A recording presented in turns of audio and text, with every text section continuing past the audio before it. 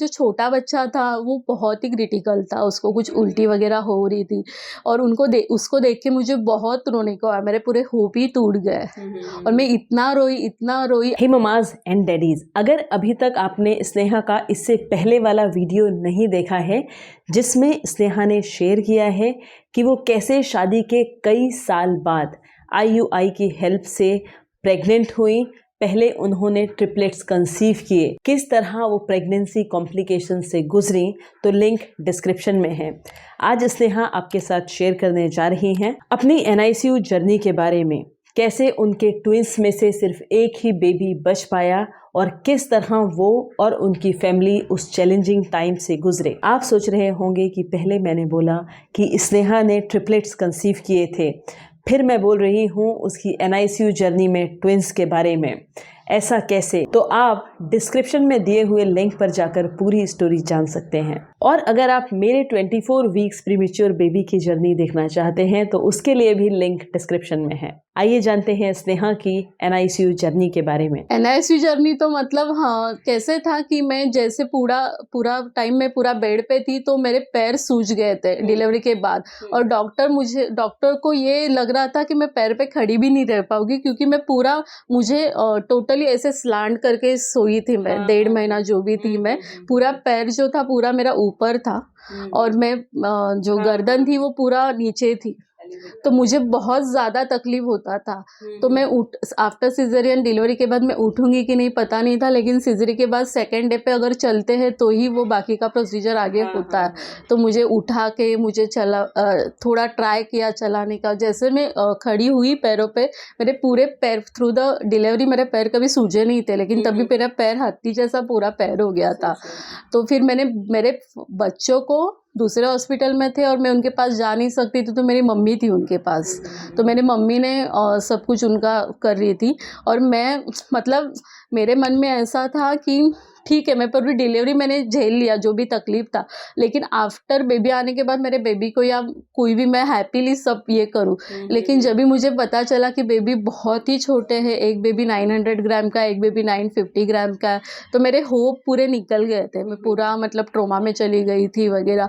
तो मेरी मम्मी उनको देख रही थी और जिस दिन मैं आफ्टर 8 डेज में NICU में जैसे गई तो मेरे दोनों बेबी पता नहीं उनको कैसे पता मैं मतलब वो बोल सकते कि फिल्मी सीन था। मैं जैसे ही मैं अंदर पैर रखा मुझे पता नहीं था मेरे बच्चे कौन है, क्योंकि मैंने उनको फर्स्ट डे देखा था, 8 डेज के बाद हॉस्पिटल भी नया था, सब नया था। तो मैं जैसे ही NICU में पैर रखा वो जैसे वो शाहरुख खान और जया बच्चन का वो सीन है वैसे ही मेरे साथ हुआ। मेरे दोनों बच्चे साथ में रोने लगे और मुझे तब तक है ना मिल्क नहीं आ रहा था और वो हो के मतलब तुरंत है ना ऐसे पूरा मिल्क आ गया, मैं रोने लगी वगैरह, मतलब वहीं पे वैसे। तो फिर मैंने देखा तो मेरा जो छोटा बच्चा था वो बहुत ही क्रिटिकल था, उसको कुछ उल्टी वगैरह हो रही थी और उसको देख के मुझे बहुत रोने को आया, मेरे पूरे होप ही टूट गए और मैं इतना रोई और अभिज्ञ जो था तो वो ठीक था, उसको वेंटिलेटर नहीं था, वो सिर्फ O2 पे था तभी शायद, हाँ, और वो दूसरा बच्चा वेंटिलेटर पे था। तो फिर मैं नीचे आई, मैं मेरे हस्बैंड के साथ मैंने सब शेयर किया कि भगवान ने मुझे ऐसे क्यों किया। मैंने भगवान को बोला था कि जो भी तकलीफ है मुझे देना, मैंने सारी तकलीफ सह ली, तो फिर मेरे बच्चों को क्यों इतना तकलीफ हो रहा है वगैरह। तो मैंने हस्बैंड को वही बोला कि अगर ये बच्चे ठीक नहीं होंगे तो कैसे करेंगे, क्या करेंगे। लेकिन मेरे मम्मी को बहुत ज़्यादा होप थे, मेरी मम्मी बोली तू कुछ टेंशन मत ले, और मेरी मम्मी NICU में जाती थी, वही सब कुछ करती थी, हर 2 घंटे के बाद दूध निकाल के वो लेके जाती थी, उनको पिलाती थी, वो पूरा केयर करती थी उनका वगैरह। लेकिन मेरा छोटा बच्चा तो था वो बहुत क्रिटिकल था, तो सिस्टर हमें भी उसको ज़्यादा देखने नहीं देती थी, हाथ लगाने नहीं देती थी, सब कुछ वही करते थे। और फिर आफ्टर 20-25 डेज़ में वो बहुत क्रिटिकल हो गया, उसका ब्लड ग्रुप भी बहुत रेयर था, उसको ब्लड चाहिए थे, उसके प्लेटलेट्स बहुत ज़्यादा बढ़ गए थे, वाइट ब्लड वगैरह वो मिल नहीं रहा था। हमने सब जगह पूरा मुंबई में ढूंढा वगैरह, फिर सब किसी जो होते हैं ऑर्गेनाइजर उन्होंने ऑर्गेनाइज करके दिया, फिर भी वो बच्चा नहीं बच पाया। उसके बाद वापस फिर अभिज्ञा क्रिटिकल हो गया। जैसे ही उसका एक भाई ऑफ हो गया तो अभिज्ञा थोड़ा क्रिटिकल हो गया। फिर हमें वापस ऐसे लगा कि अभी अभिज्ञा को कुछ हो जाएगा था, तो वापस जो मैं ये हो गई थी अंदर से कि अभी कुछ नहीं होगा, मैंने होप छोड़ दी थे। लेकिन पता नहीं वापस मेरे अंदर होप आ गया कि अभी एक तो मेरा बच्चा गया है, तो जो बचा हुआ है मुझे उसको कैसे भी करके ये पूरी दुनिया दिखानी है। तो फिर वो सब फिर मैंने सबको बोला कि हॉस्पिटल में सब रो रहे थे, मेरे रिलेटिव्स आके, कोई भी रोएगा नहीं, मेरा एक बच्चा आएगा, लेकिन एक बच्चा तो है, आप रो के फिर उसको भी कुछ इम्पैक्ट हो जाएगा। तो मैंने सबको हॉस्पिटल से भगा दिया था। फिर मैं, मेरी मम्मी और मेरे हस्बैंड, हम तीनों ही हॉस्पिटल में रहते थे, और तभी मेरी मम्मी सब कुछ करती थी, मैं सिर्फ देखने जाती थी उसको।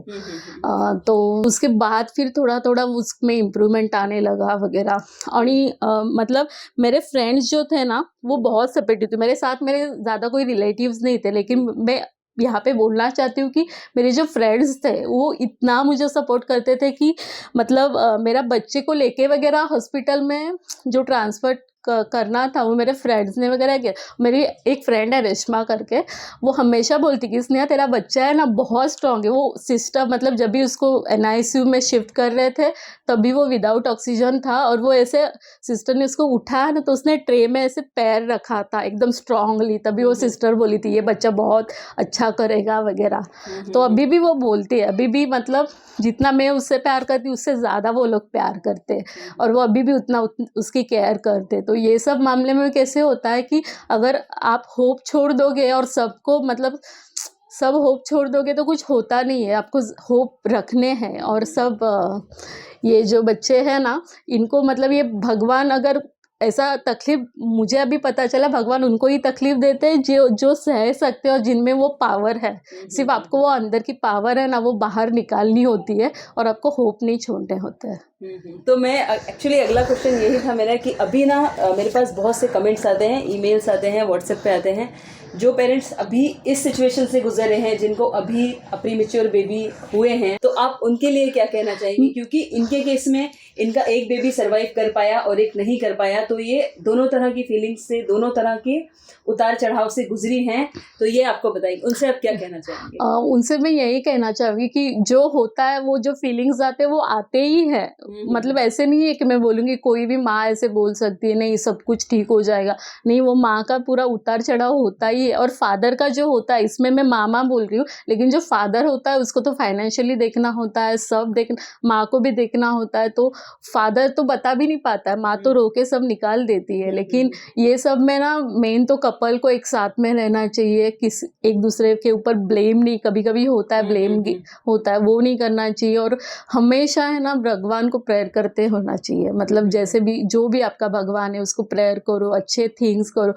मैं तो एक इमेजिन करती थी कि मेरा बच्चा बड़ा होगा तो मैं उसको खेलते समय देख रही हूँ, वो मुझे मम्मी आई बोल रहा है, मराठी है तो आई बोल रहा है, बाबा बोल, तो वो सब इमेजिनेशन में करती थी। और मैं रात को सोते समय ऐसे मैं अभी भी करती हूँ कि अभी ने 4 साल का है तो मैं अभी इमेजिन करती हूँ अभी ने बड़ा हो गया है, वो काम पे जा रहा है, या फिर उसका ओन एक वर्ड है और मैं उसकी मम्मी हूँ, मैं बहुत प्राउड फील कर रही हूँ। तो ये सब होता है। तो जैसे मतलब अभी मुझे पता है जो बोलते हैं यूनिवर्सल में आप जो वाइब्स छोड़ते हैं वो रिटर्न आते हैं, तो वो सच में आते हैं। क्योंकि मैं ये सबसे गुजरी हूँ, तो मैं पहले बहुत नेगेटिव ये करती थी, तो तभी मेरे पास सब नेगेटिव ही आता था। उसके बाद जब से अभिज्ञा ने मुझे बहुत कुछ चीज़ें सिखाई है, मतलब अभिज्ञा मेरे लाइफ में आने के बाद मेरा अलग जन्म हुआ, क्योंकि उसने मुझे बहुत चीज़ें सिखाई है, कैसे पेशेंस रखने हैं। क्योंकि जो बच्चा बॉर्न होते ही 3-3.5 महीने अगर NICU में इतना सर्वाइव कर सकता है तो वो ज़िंदगी में कुछ भी कर सकता है। सही बात है। अगले वीडियो में स्नेहा आपसे शेयर करेंगी कि किस तरह अपने 28 वीक्स प्रीमेच्योर बेबी के डिस्चार्ज के बाद उन्होंने उसकी घर पर केयर की। अगर आपको ये वीडियो पसंद आया तो इस वीडियो को लाइक कीजिए और इस चैनल को सब्सक्राइब कीजिए। आपसे बहुत जल्द दोबारा मुलाकात होगी।